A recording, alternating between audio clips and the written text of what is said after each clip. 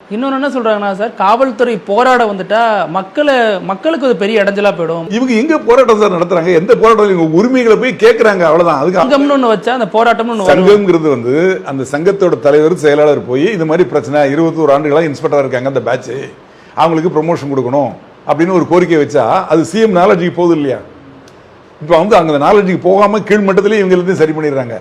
அவங்க மட்டும் அவங்களுக்கு ப்ரொமோஷன் வாங்கிக்கிறாங்க. கீழே இருக்கிறவங்களோட கோரிக்கைகள் அங்கே போய் ரீச் ஆகலை. இப்போ வந்து ஜியோ போட்டது யாரு? சிஎம் போட்டார் 2021 போட்டார். ஆனால் நிறைவேற்றுறாங்களா? வார ஓய்வு கொடுக்கணும்னு சொல்லி ஜியோ போட்டாங்கல்ல, நிறைவேற்றுறாங்களா? இல்லையே. என்ன காரணம்? லாபிங்கிறீங்க. அதுதான் சொல்ல. அதுக்கு இன்னொரு காரணமும் இருக்கு. என்ன சொல்லுவாங்கன்னா, போலீஸ்ல ஸ்ட்ரென்த் இல்லை. ஏன்னா கிட்டத்தட்ட 20,000 பேர் வந்து டிஎஸ்பி பட்டாலியன் சொல்லிட்டு தனியாக இருக்காங்க. அதில் ஒரு 1000 பேர் திகார் ஜெயிலில் இருக்காங்க.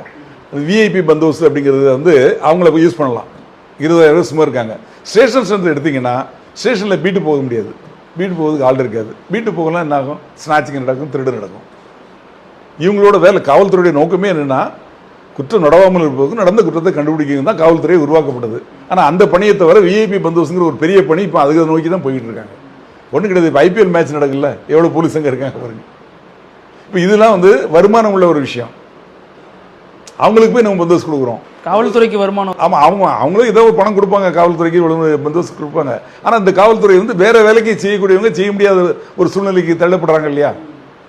அதெல்லாம் நம்ம பார்க்கணும். இதெல்லாம் சுட்டி காட்டுறதுக்கு தான் காவல்துறை அந்த சங்கம் கேட்குறாங்க. தவிர சண்டை போடுறதுக்கோ, தகராறு பண்ணுறதுக்கோ, ஜாதியை வளர்க்குறதுக்கோ, கட்சியை வளர்க்குறதுக்கோ, அது மாதிரி அதிகாரிகள்கிட்ட வந்து தகராறு பண்ணுறதுக்கோ, பொதுமக்களுக்கு இடையூறாக ஸ்ட்ரைக் பண்ணுறதுக்கோ கிடையாது.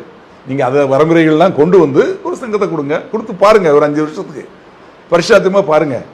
நல்லபடியாக நடந்ததுன்னா அங்கே நடக்குது, அங்கே நடக்கிறப்போ நம்ம ஊர்லேயும் நடக்கட்டுமா? இல்லை என்ன தப்பு இருக்குது? அவங்களும் மனுஷங்க தானே. கொரோனா பீரியடில் எவ்வளோ கஷ்டப்பட்டாங்க, எவ்வளோ கஷ்டம். இன்னைக்கு உண்மையில் அதாவது நம்ம காவல்துறை தவறு செய்கிறவங்க ஒரு 10% இருக்காங்க. ஆனால் வெளியே நமக்கு தெரிகிறதுலாம், மீடியாக்கெல்லாம் சொல்கிறதெல்லாம் அவங்கள தான் நம்ம பார்க்குறோம்.